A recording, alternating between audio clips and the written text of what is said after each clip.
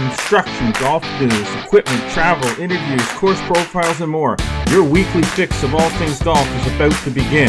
It's the Flagstick Podcast with your hosts, Jeff Botter and Scott McLeod. Well, welcome, golfers, to another episode of Flagstick Podcast. I am your host, one of your hosts, Jeff Botter, and Flagstick Podcast is presented by Srixon Golf Balls. I've personally been using this Srixon golf ball for quite a while, and it's been perfect for my game, whether you're looking for a premium urethane option in the Z-Star series, a quality budget option in the soft feel, or somewhere in between with the Q-Star Tour. Srixon Golf is bound to have an option that will work for your game. For more information, visit srixon.ca. I want to welcome back in again my good friend and co-host Scott McLeod. Scott, welcome back to Ontario. Good morning. Yeah, it's nice to be back. A couple weeks away, and I think we'll get into that a little bit later as we talk about travel and stuff a little bit. But got down to Prince Edward Island, and it was kind of nice. Go see some family. I did run into some readers, some listeners as well, which was fun.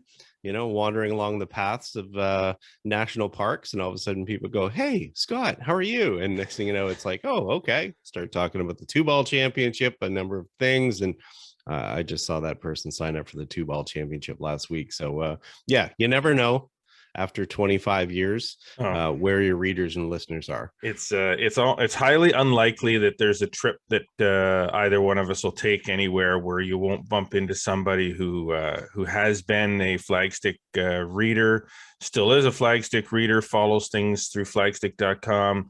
I mean, after 25 plus years, the connection to golf worldwide for us is pretty extraordinary. So that doesn't shock me or surprise me whatsoever. Yeah, it still sets you back a little bit when all of a sudden somebody, you run into somebody or whatever. But yeah, it's kind of neat. Cool. All right, now we do have it's been a week since the last episode. We've kind of through the last few weeks been kind of taking things a little slower, but slower pace, midsummer.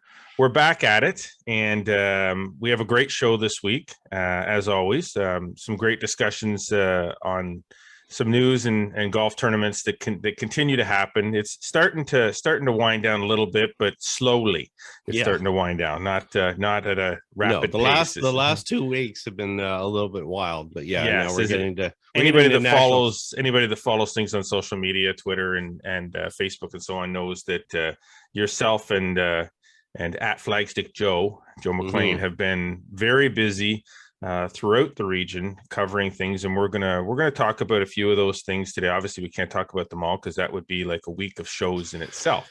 Yeah. We're also going to talk a little bit of travel in the back nine this week on PEI. Obviously, you just got back from there, but we're going to kind of revisit the trip that you and I took some time back, and Kevin and Jake Haime are going to have something to say about your position at the top of your swing. And we got a little discussion we're going to have about the proliferation of special edition golf shoes, and which has been a big thing lately. We're going to all talk about that in the back nine. But before we get to the back nine, as always, we have to get to the front nine. And the front nine is brought to you by Metcalf Golf Club, a natural setting, a pleasant challenge. Looking for a fun golf at a great rate? Save 15% when you prepay. Visit metcalfgolf.com to book or prepay for your golf. All right, let's dive in, Scott. The front nine. Yeah. I guess the first thing is there's not a lot of events on the flagstick.com PGA of Ottawa tour, but the Assistants and Senior Championship took place recently at the Mississippi Golf and Country Club, and of course Joe was there, and there's some good stuff that came out of that event for sure. Yeah, it's unfortunately there wasn't enough female players to play the women's championship this year that were participating. So it was just the assistants and the senior championship that was laid out. And Steve Hall took the main title with the zone championship. Steve is obviously out of the Ottawa Hunt Club now, teaching there. And then Alan McGee of Edgewood won the assistants. And it was well attended. I think what you're seeing now within the zone is a growing group especially in the seniors. Yeah. Unfortunately, some of us are getting a little bit older, past the 50 mark, which is what the mark is Yep. for the PGA. So I was away for this one, so unfortunately I didn't play in it. I didn't participate. But yeah, good play there by both those gentlemen, and good rounds there at Mississippi. Cool.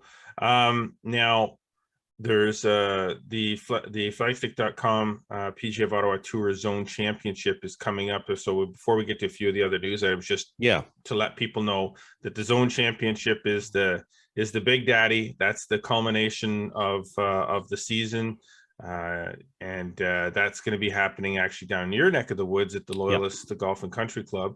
And that should be some outstanding golf played on a really, really, really good track.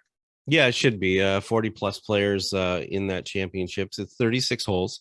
It's going to take place this coming Sunday afternoon and Monday morning. Loyalists should be in good shape. They're currently holding a Toronto Players Tour event, and they recently held the Ontario Women's Amateur as well. And it's been a few years since Loyalists hosted an event. They hosted an assistance event, I believe, a few years back. And but anyways, I think players will enjoy that. Just really scoring will depend a lot on the wind there. Yes.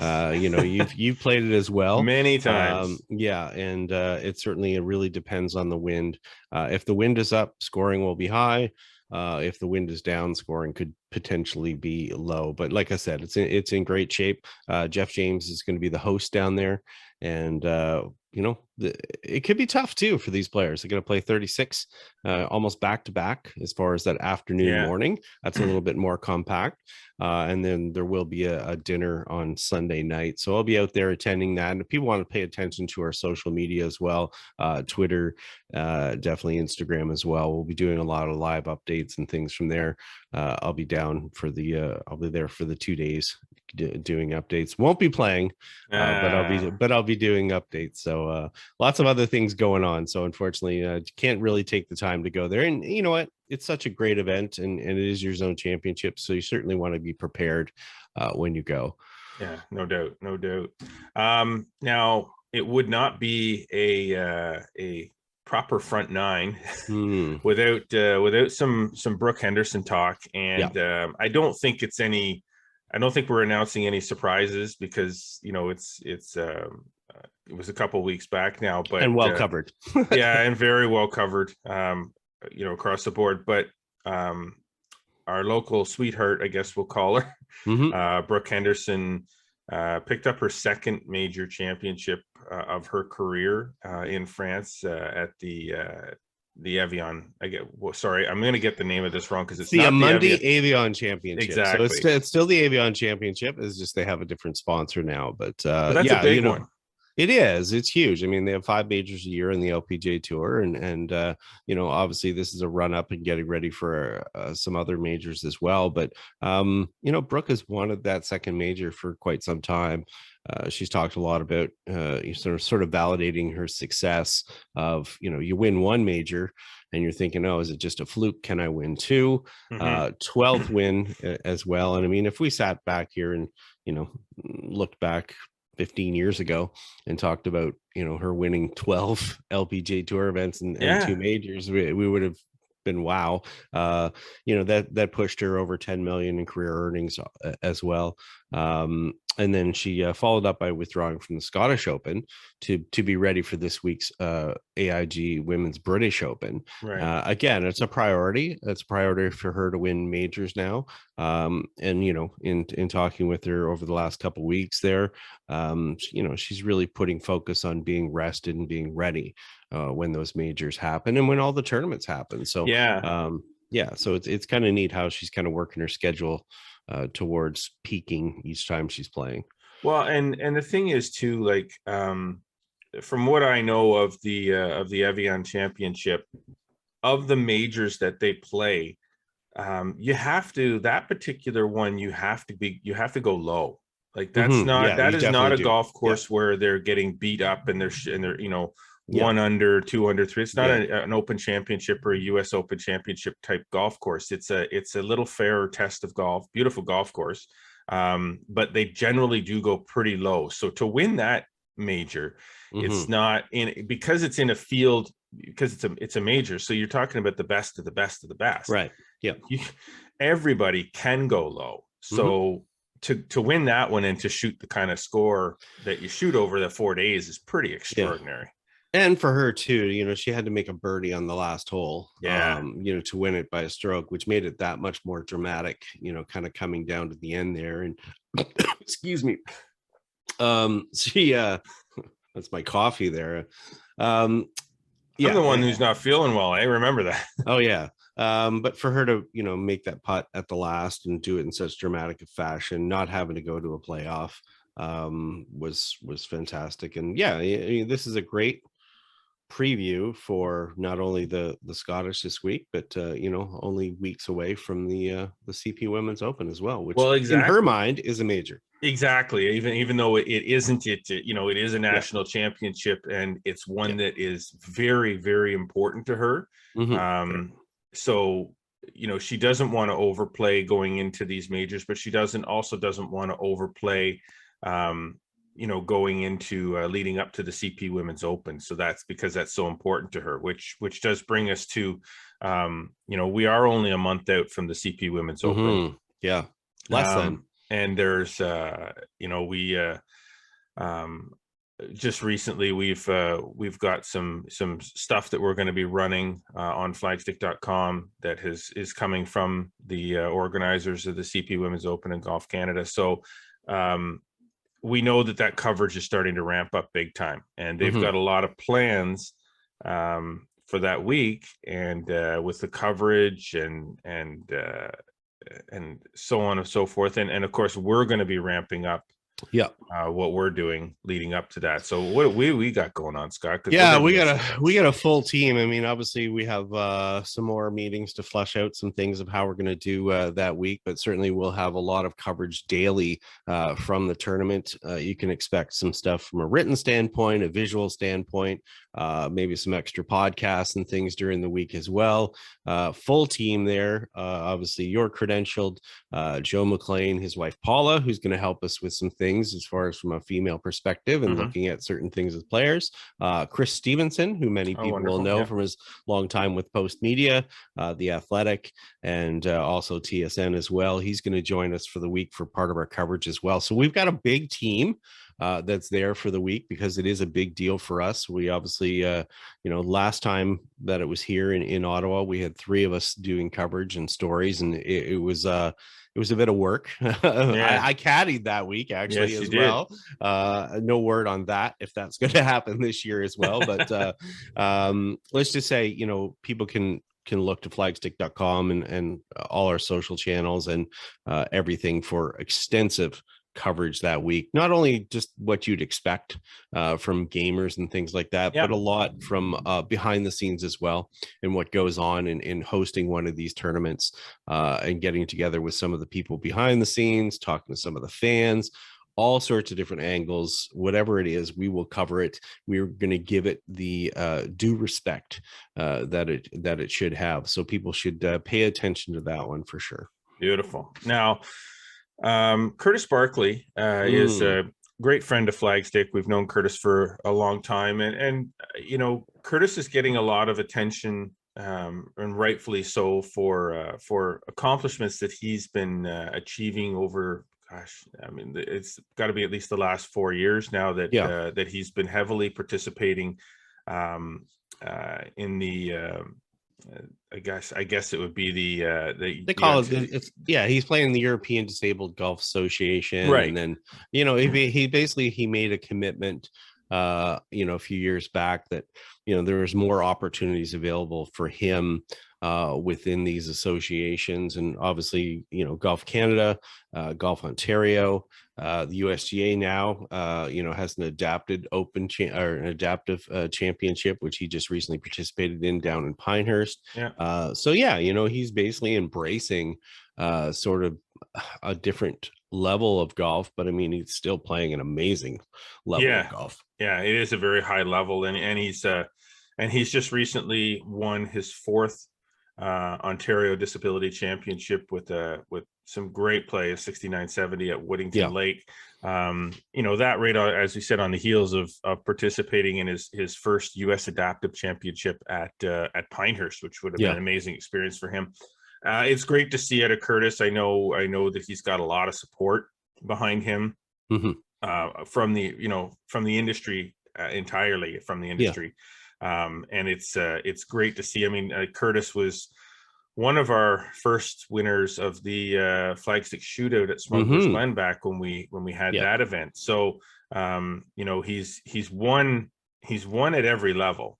Yeah, he has, for sure. Not just at these this no. I mean, OVJ championships, match plays, all sorts of different things, club championships. I mean, this is a guy who, there's nothing but ability here. There's nothing that says disability except for his physical, size and difficulties that he has to deal with. But, it's incredible golf. As you said, 69-70 Woodington Lake. And, I was talking to a caddy 2 days ago, a caddy for another player that played in that championship. And he said, man, just watching him play is just unbelievable. So, great on him. And, once his tournament season sort of winds down a bit, maybe we'll drag him on the podcast here. And that would be good. Have a good chat. Had him on the, one of our old podcasts or whatever. And he's great to have a conversation with. And certainly, like I said, his competition schedule is pretty heavy right now. But, once he gets back off the road, maybe we'll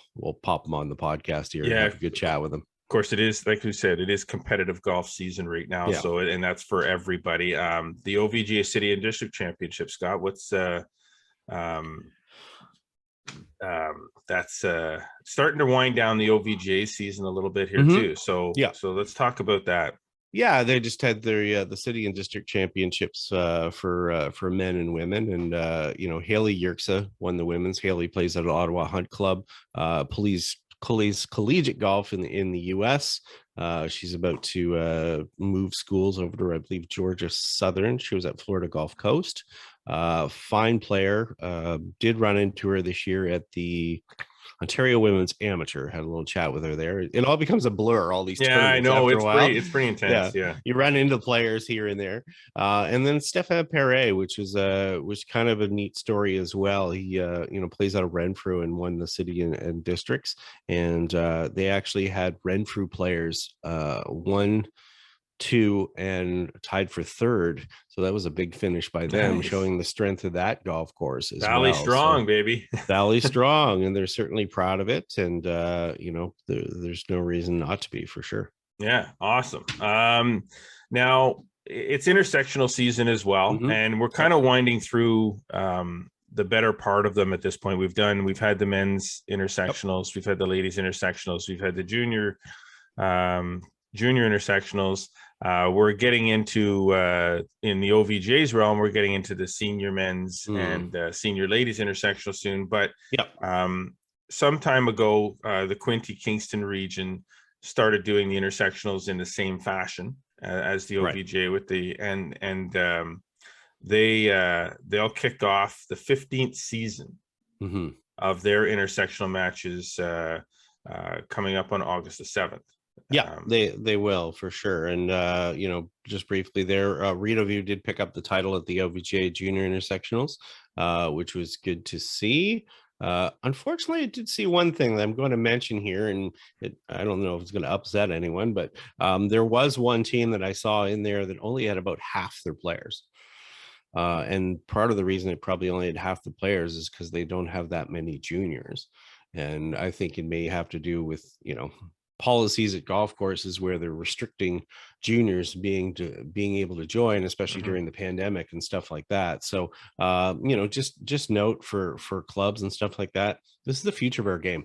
We've said it before on this podcast. So, good on those juniors that played and played well for their club. But, it'd certainly be nice to see more than 4 sections within the OVJ junior intersectionals. When you compare it to the men's and the women's, there's a lot more in those events. And, in the juniors, there's only 4 sections that are there. And it would certainly be nice to see more teams and more clubs with more juniors representing their clubs. Yeah, I think you're you're right on the money there, Scott, too, with respect to what's happened since the pandemic, because this is, you know, and you know, I should preface this by saying I'm not a golf course owner. Mhm. I'm not a golf course manager, so I'm not going to profess to know the dollars and cents component of everything that goes on with everybody's business, nor am I going to profess to tell people how to run their business. If you feel that the bottom line is the most important thing, and maybe coming off some tough seasons and coming off, you know, that it's more important to make sure that the money's going in the bank. And the best way to do that was to fill your membership with as many adult memberships as possible, because there was such a high demand for that. And the $200 and $300 junior membership is not the same as the $15, $16, $18, $2,000 adult membership. I get that. It's a significant amount of more money. But that's short-term gain.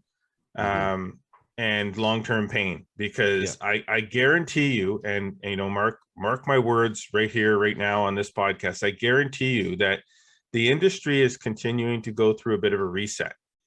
And I don't think that I'm, you know, I don't think I'm sharing anything that is surprising to anybody in the industry, that the big boom that we had during COVID, where there was just wall-to-wall golfers on golf courses, no tee times available. I can tell you 100% that at courses that were wall-to-wall, I know those tee sheets are open. I know that there's lots of available space to play golf, that in the same time period, July, August, in those 2 seasons of COVID, or the 3 seasons of COVID, those tee times were not available 24 hours out, 48 hours out. You'd have to book 7 days ahead if you were lucky to get a tee time before 6 o'clock at night.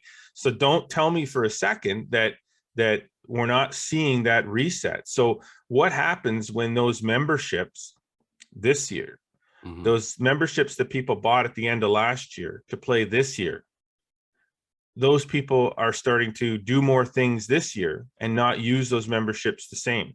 Are they going to renew those memberships next year, this fall, or are we going to go back to, you know, 2-for-1s and $25 green fees with cart to fill tee sheets? I mean, is that where we're headed? Because that's where we were. Yeah. So is that where we're going? So the juniors are important. They are important, and I think the biggest thing to take from this for people, and you know, I've talked to a few operators now, you know, in different parts of the country. This is not just in our area, but all over.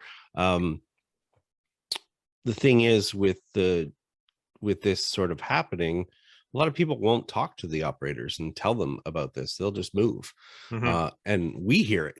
I hear people coming up to me going, well, I'm leaving that place because of, you know, what their policy and what they've changed. And that's the adult who has their kid there, and you know, they see other things. It may not be happening to them because their kid, you know, maybe because they're a full member, their kid can still be a junior member, but they're seeing that, you know, shutdown of, you know, treatment of juniors in some places, and they're making a choice themselves to make a move. So, and again, I'm not saying it's universal, but I'm just saying it is happening, and we are hearing about it. So it should be a concern as far as the industry and as far as the business long term. So, well, and the thing is, you know, so much has changed. And I know this is probably a back nine more than the front nine topic, but we don't have a spot in the back nine to talk about this. So so much has changed, you know, from a business perspective, even with ourselves. I've not been hesitant or shy about telling on air to my clients, to my, you know, former clients, how much the last 2 to 3 years, and it continues on into this year, how much that COVID and the whole change in the industry and the way golf courses market has affected us financially, and has affected the way we've had to change the way we do, you know, run our business. All I got to say is, and then we want to talk about the Canadian juniors for a few minutes before we take a break, but all I have to say about, and honestly, any previous marketing partners of ours that have been out there, all I have to say about the type of marketing that you do now, that you don't support what we do with Flagstick, is that Facebook and Twitter as companies don't cover your events. That's right. Yeah. We do. Yeah. And we can't do that and sustain that as a model if everybody continues to look at social media marketing, Google ads, Facebook ads, Twitter ads, Instagram ads, and look at those things as their primary source of marketing because it's cheap. Yeah. And can be cheap and reaches as big audience as you think it might reach. You'd be surprised how many people you actually do reach, but with engagements. But that's all I'm saying is there's more to what we do here, right, than just provide a marketing medium. That's part of it. But the profiles on golf courses, the people, the tournaments that we cover, this podcast, all of that stuff costs money, and we can't. It doesn't just come out of my butt. I mean, we have to sell advertising. That's what pays for it.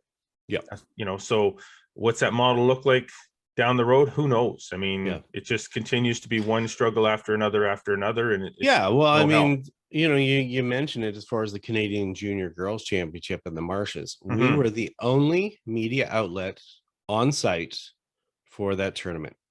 A national championship happening here in Ottawa. Yeah. And we were there not only for the final day, each day. Yeah. But they'll all be at the CP Women's Open. I don't even know about that. Well, maybe not. But that said, even the ones that are there. So just understand for, as far as community, sharing what happens in community, sharing things about every golf course, not just golf courses that are hosting national championships and are in the spotlight and ones that people always know about.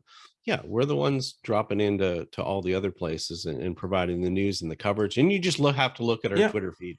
We've done 70,000 tweets in 12 years, and they're just about everything. And I've had some people, honestly, comment to me, well, Flagstick used to be at everything. Flagstick used to show up and take pictures at all the charity events and this and that. And it's like, I get that. Yes, Flagstick used to do that. When gas was 58 cents a liter, Flagstick used to do that.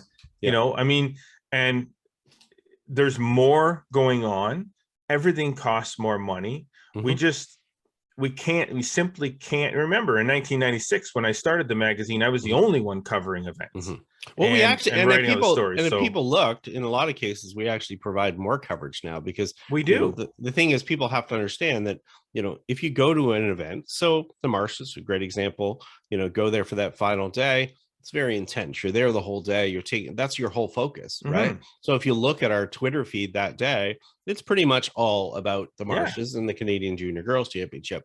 In a standard day, you'll see us, yesterday, for an example, Ontario Bantams, Canadian Amateur, Kawartha Invitational. These are all things that we're covering and providing coverage for when we can have the opportunity to kind of, I don't want to say sit there, is just monitor everything. And that's what it takes to pay attention and to monitor these things. And there's fantastic stories and things that are going on throughout the region. Yes, we can't get to everything.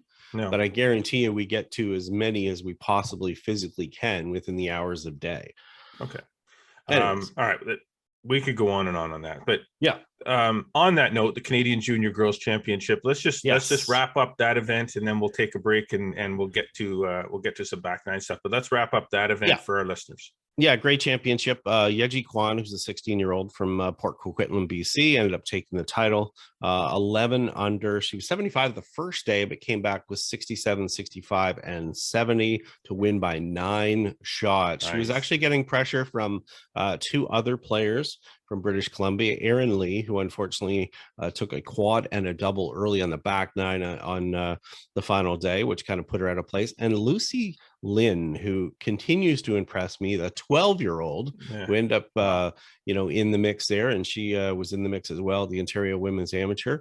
But yeah, Yeji, fantastic victory. And she's continuing her hot play this week at the AJGA event in Detroit. But she's a national team member or part of the junior squad. And a fine play there. Would have been nice to maybe see a few more volunteers there. They struggled a little bit with volunteers at that event, but Golf Canada put on a great job, a great hosting. Rules officials were fantastic out there, and some of the best young players in the country were there. And I wish, there was maybe 100 to 150 spectators by the end, which was kind of nice to see. But certainly anytime those opportunities come to the National Capital Region or Eastern Ontario, people should attend, because, 5 years from now, Yeji Kwan, you never know what she's going to be doing. Yep. Yeji Kwan, I said to her, she shot 65. I said, you've tied the course record set by Haijin Choi in 2015 at the World Junior Championships at the Marshes, who that exact same day when she shot the on the final day, she was leading at the Scottish Open. So you never know where these players are going to go or where they're going to end up, and you can say you saw them win. There you go. All right, that was a long front nine, but that's okay. We still got it in under 2. But we got to take a quick break. When we come back, we're going to head to the lesson tee with Kevin and Jake Haime. We are going to talk a little golf travel PEI style, and we're going to talk about special edition golf shoes on the back nine. So don't go anywhere. Quick break. Stay with us. We'll be right back. With Z-Star Series Divide, Hideki sees it all. See? There's the spin, and boom. That's the line. Introducing the two-tone Z-Star Series Divide, only from Strixon. All right, welcome back to the Flagstick podcast with your host, Jeff Botter and Scott McLeod. It is time for us to head out to the lesson tee, and the lesson tee is brought to you by Kevin Haime Golf School. It's always the right time to play better, whether you need private lessons, a better short game, some putting help, or even a custom club fitting. Visit kevinhaime.com, and remember, better golf is a lot more fun. Now, this week on the lesson tee, we're going to be talking with Kevin and Jake Haime, who have something to say about the top of your swing that just might help you out. Check this out. Okay, today we're back on the lesson tee, and we're working on structure at the top of your backswing, setting that club up in the right position so you can deliver it to the golf ball. So important. My model Jake here is going to show us how it's done wrong. First of all, what we see every day. Jake, what are some of the problems you see on the lesson tee all the time? Yeah, I think we see 3 major flaws. One is people tuck the elbow too close to them and get the club around them as a result. Yeah, this kind of digs into the ribs. That's no good. We see people pull the club back using the trail arm. So they pull the club around them too much. The famous chicken wing here, or we call it the lawnmower starter. Your arm kind of goes that way instead of swinging. Or we'll also see a lot of lifting in the top of the backswing and floating the arms up for that reason. Yeah, trying to get more distance and moving around, and sometimes even the dreaded across the line, right, Jake? So all you're trying to do is get those arms in a position that you can move forward properly. And so we talk about the elbows staying together, not stuck to the body, but together. And we talk about pointing both elbows down, Jake. So, let's see you do it properly. And I want to point out a couple of things here. So up we go. Beautiful chest turn, making room for the arms. And I've actually put tape on poor Jake here to show kind of those 2 lines. And if you look at this line, we've also taped it up. There's your triangle at the top you're sort of looking for. This doesn't have to be perfectly level depending on posture and body, but pretty close. Let's do that one more time, Jake. So we swing up. And I want you to notice how the elbows haven't really separated. They're both pointed down, they're together, and that's about the distance Jake had them at the start. It doesn't have to be the identical distance, Jake. You struggle a little bit with this arm coming back, right? Yeah, I have a very wide chest, and I'm not very mobile in my upper back. So when I don't turn well enough early in my golf swing, I will tend to try to feel like my swing gets to full length by pulling my arms around me a little bit. Yeah, the worst thing Jake can do with a wider chest and a big rib cage is try to go farther than he can, right? So yeah, which is why your length of backswing should really be dictated by what your body can do. If you can turn properly in posture and keep the structure of your arms by keeping your elbows together, that will set the right length of backswing. I love that. Don't make it too long. Control it with body turn as you swing your arms. We want the elbows together. We want them pointed down. And if you do that, you'll get a better top of backswing position and you'll hit better shots. All right. Well, I'm not a golf pro, but that does seem like a a legitimate tip to me. And why would Yeah. we expect anything less from Kevin and Jake's? Nice to see Jake jumping in there to do more and more of the tips with his dad. We see in the old days, you saw a lot of unique golf swings on the tour, the Lee Trevinos and Jim Furyk's, even not that old, but unique top of position, backswing positions into. But generally speaking, where it is up there, if it's in a good spot up there, then that's going to initiate the proper movement coming down into through the hitting area. I'm not a golf pro, you are, so I'll let you speak to that part. I'm an observer and a good golfer, maybe. Yeah, we do still see a lot of variations that happen, but within a certain frame, let's just say. So really what they're talking about there is, the one thing as golf pros, we always talk about fixing a lot of backswings. Backswing takes a lot longer than a downswing. Downswing's only a quarter of a second. So it's really getting things organized in the backswing to prepare you for what's going to happen in the downswing. So, the things that they note there, multiple aspects of the backswing structure and common issues that we see there. Yes, there are things that we see happen all the time. So certainly pay attention to those.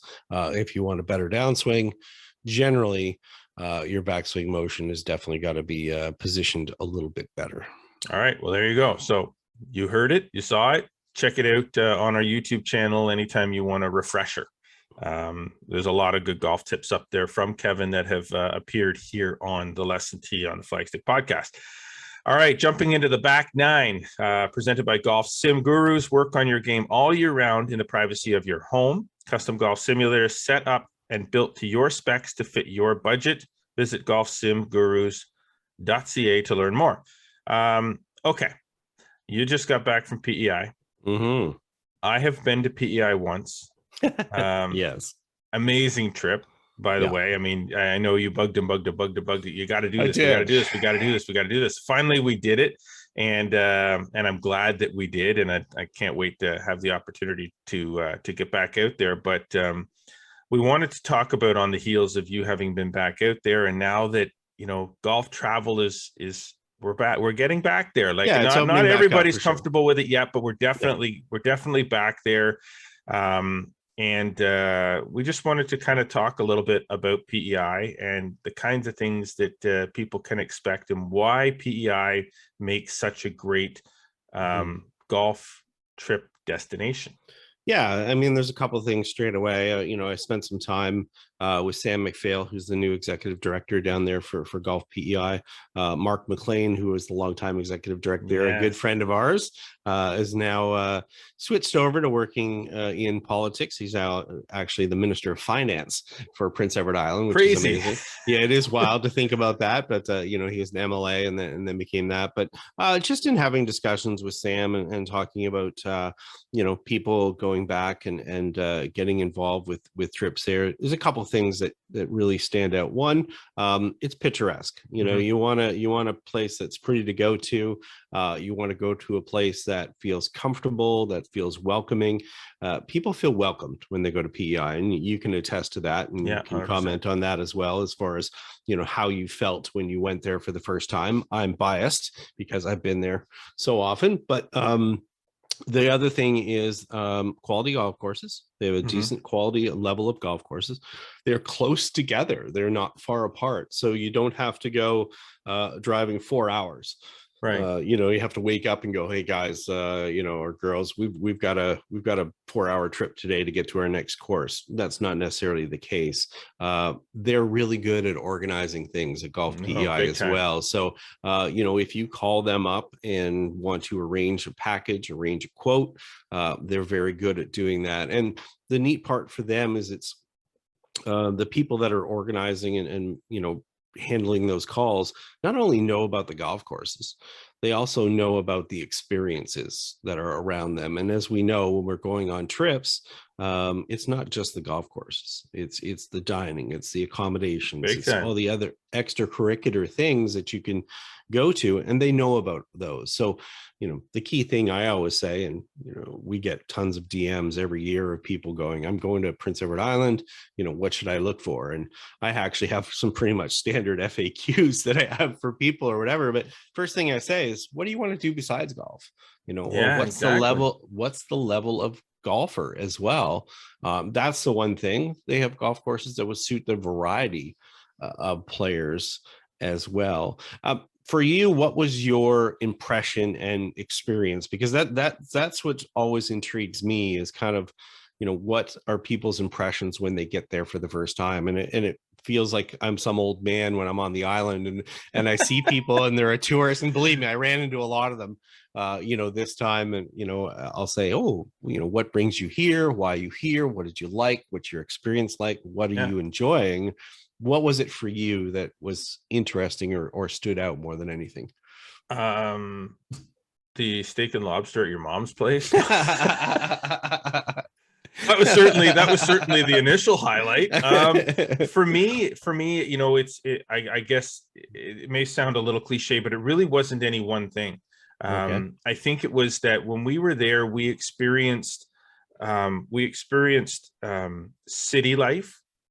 So, we walked around, through the downtown core of Charlottetown. Yeah. And people should realize we're talking about city life here. This is not. It's not New York City here. No, exactly. There's about 150 to 160,000 people on Prince Edward Island. That number pretty much doubles in the summertime with tourists. But we're talking about a capital city with about 40,000 people. Right. There was the waterfront. There was, all the arts that were right downtown as well. There was the casino.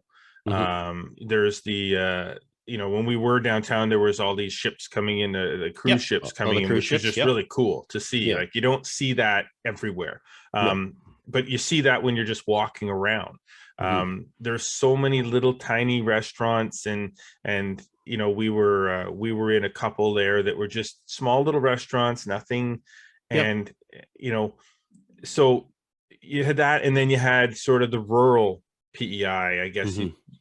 I guess the rest of PEI is rural, but it didn't take long to get anywhere. So we were in Charlottetown, then we were here, then we were there. And it was like you said, it wasn't like 4 or 5 hours. Like if I want to go from Ottawa to Toronto, we're talking about a 4-hour journey. Yeah, whereas our longest trip was basically less. Well, it was about an hour out down the Mill River, up. We call it up west and down east down there, which people will get used to if they go down there. But an hour was this big drive, and it's always funny on PEI because people are like, "Whoa, Mill River," and there's golfers that I know, pros that have never been to Mill River that are on PEI, which I laugh because obviously it's such a short distance away. It's like me, driving halfway to Ottawa. It's like me to go into Smith Falls, really, more than anything. So you're right. It's not far at all. So that was what, it was the overall, the variety of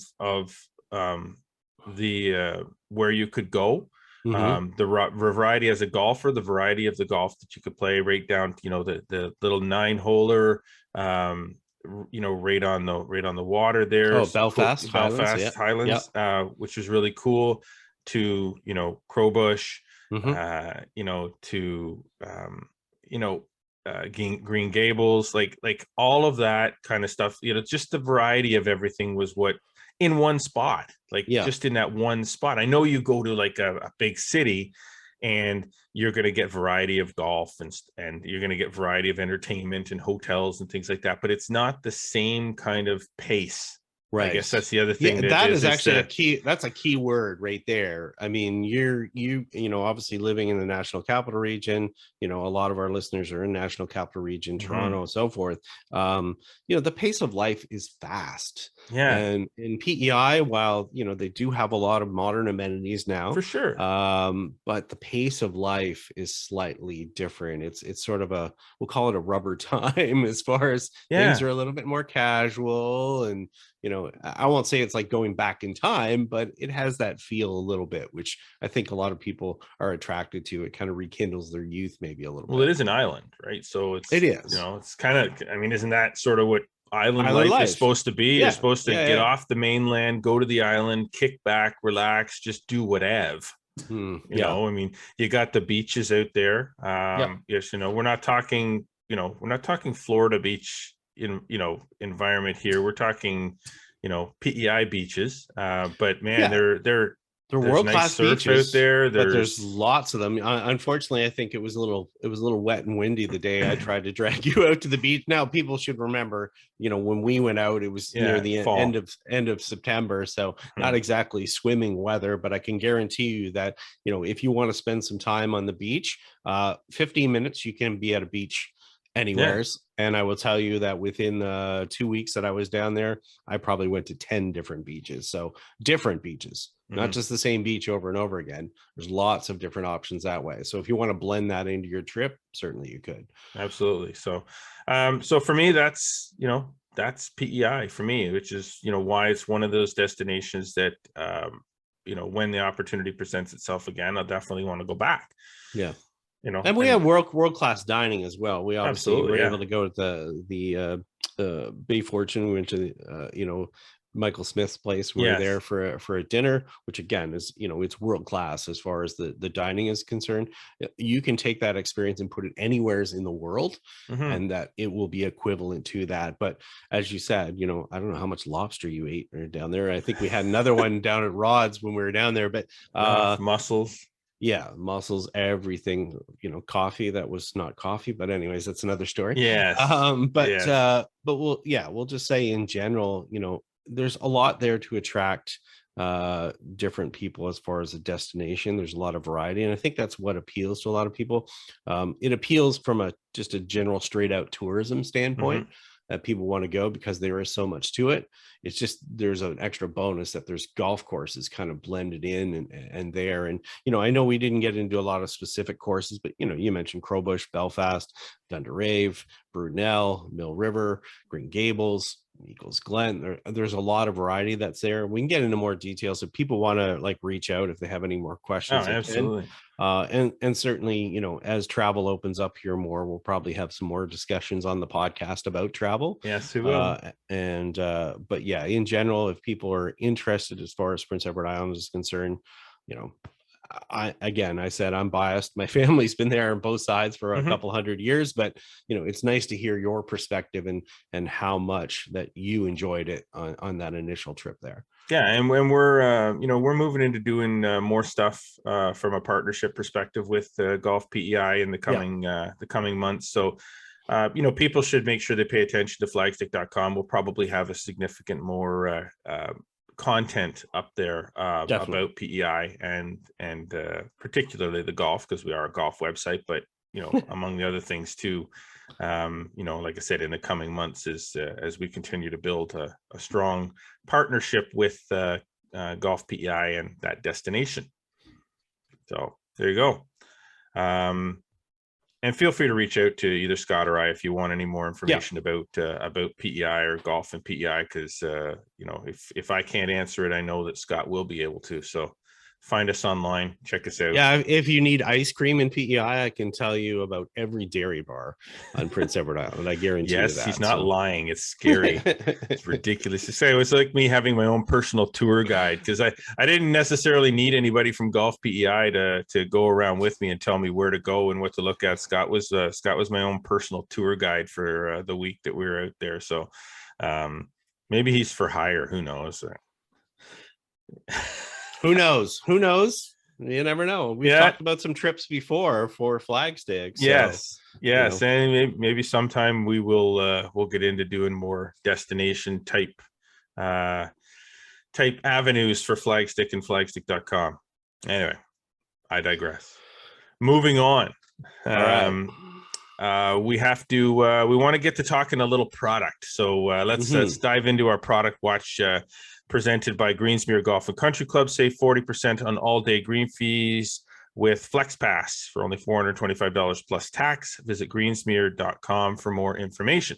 Now, this was an interesting topic, Scott, that we that you kind of put out here to discuss, because I guess it's not your run-of-the-mill product discussion, but we wanted to talk about the proliferation of special edition golf shoes. So before we dive into that, why don't you just explain to our audience what you mean by that and what it is that we're going to talk about here? Yeah, if people look at the shoe industry in general, what they'll notice a lot is that manufacturers of shoes are obviously doing some different things to appeal to customers. So they're collaborating with other companies, other brands. They're also doing special edition shoes around specific events. So we see that in all sorts of different sports and aspects, and that has come over to golf. So what's happened is that, you may have your standard golf shoes that are available for sale each year, but you'll see that there are limited edition options that tend to be available or tend to pop up. And we're seeing more and more of that in the golf business. So I guess part of it is not so much of just laying out, what are the particular products, but, what's the involvement with the brands? How much has it grown? What are our thoughts on it of what it does and what's the impact as far as the golf industry, and maybe some of the neat things that we do see within it. Well, what's interesting is it's an interesting topic too, because, you see this in other sporting circles as well. So you see Sure. it, so some special shoes in the Olympics with track and field. You see it in soccer with at the professional soccer level. You see it in hockey, particularly with world championship events. You see the Canadian flags on some of the skates and the American flags and things like that. So you see that customization in other sports, and of course you've seen it in golf. I guess I'm not going to say the first sort of visual of customizing your golf shoes was the My Joys, but that was sort of one of the first that the consumer could pick and choose multiple components of a golf shoe. And have them made, whether they I want this type of shoe with this color saddle and this wingtip and this embroidered logo, or my name on it. I actually myself have two pairs of My Joys that have my name and some initials on them. One that we did through a contest years and years and years ago, where we had people customize a pair of shoes for me. Say, hey, what do you think my shoes should look like? And we picked which ones we thought were the best, and we made a pair for them and a pair for me, kind of thing. And I think people just want to stand out. I mean, that's the thing, is that, do you want to show up, in a situation, have the exact same thing on? Like, we both have the same hoodie. I thought we said we weren't going to draw attention to this, and you went and drew attention these to are these are from the Flagstick Open, by the way. We don't go shopping, hoodie shopping together, just so people know. But yeah, people like to stand out. They like to have their own way of doing things. So that's what we see, is that individual characteristics sort of come out, especially in footwear. And, as it's become more common, I mean, there's companies now that just specialize totally in customizing shoes. They will take a plain pair of white shoes and turn it into whatever you want. But these are ones that are released by the companies. As you said, FootJoy was a key one to stand out and allow that customization. More manufacturers are kind of looking at that. But, what we're seeing is companies like Nike, Adidas. Adidas is a great example there when you're talking about, hockey, for an example. They did a collaboration with Dustin Johnson and Wayne Gretzky, and they did a shoe. It was kind of had the Edmonton Oilers colors, had a couple of different numbers on there, one obviously for Gretzky, one for DJ. They'll do things around players. Under Armour will do some stuff related to Spieth. We're starting to see, as I mentioned, collaborations between different designers and companies, where they'll embrace working with a designer and have them collaborate and create a shoe. What I've seen, for me personally, and looking out at the marketplace, I've seen more people buying more shoes, which is obviously what the goal is for these manufacturers. And that doesn't make it a bad thing. No, but it makes it more interesting for people when they go shoe shopping, or maybe there's something like a major coming up. and you'll see that, and that seems to be a key one right now, is that manufacturers will come out with, you know, custom colors that are related to that major, or a custom theme. Maybe it's something that's happening in, you know, the Open Championship. So you'll see, you know, Harris tweed saddles on, you know, some shoes, or, you know, it's Masters, you'll see the traditional green and yellow colors, but some variation of it within the soles, whether it's, you know, G4 or you know, another company doing that. I don't think it's a bad thing. No, I don't think it is at all. I think it's a bad thing for people's wallets sometimes. Yeah, but you know, here's the thing. I would rather see that type of direction from the golf manufacturing industry, where they get into customizing, more customization of golf bags, more customization of golf shoes, golf gloves, hats, giving the consumer some level of control as well, to customize their own stuff before they purchase it. Well, especially if they're putting that much investment in it.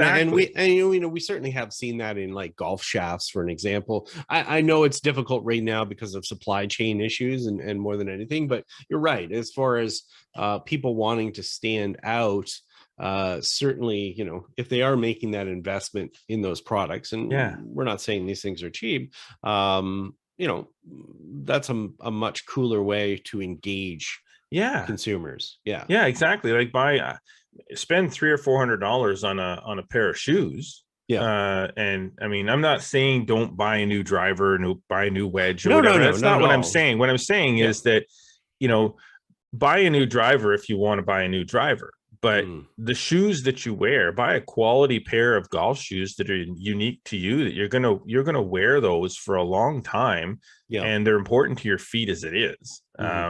You know, put the investment into that, and that's the kind of thing that you can repeat buying that year after year. You can buy another new pair of shoes next year. You can buy a new driver. You can buy another new driver next year too. But is it going to be that much better than the one you bought the year before?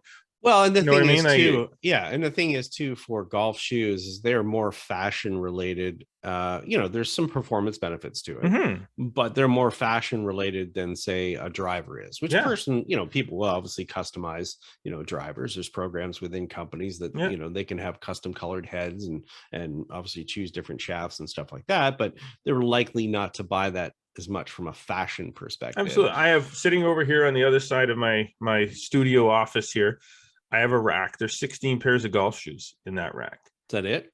Right now, that fit. Of the 16 pairs of golf shoes in that rack, there are no 2 pairs of golf shoes that have the same pattern or color scheme to it. There's all black ones, there's all white ones, there's white saddles, there's brown saddles, there's green ones, green and white ones, there's black and red ones, there's you know, and it depends. When I do have my go-to pair of shoes that are very comfortable, that I wear more often, that go with everything. But then if I happen to put on, you know, a khaki colored pair of shorts and a dark green golf shirt to go out and play, well, I've got my cool green and tan golf shoes that are customized here that I'd wear with that. But I wouldn't put those on if I was wearing black and red.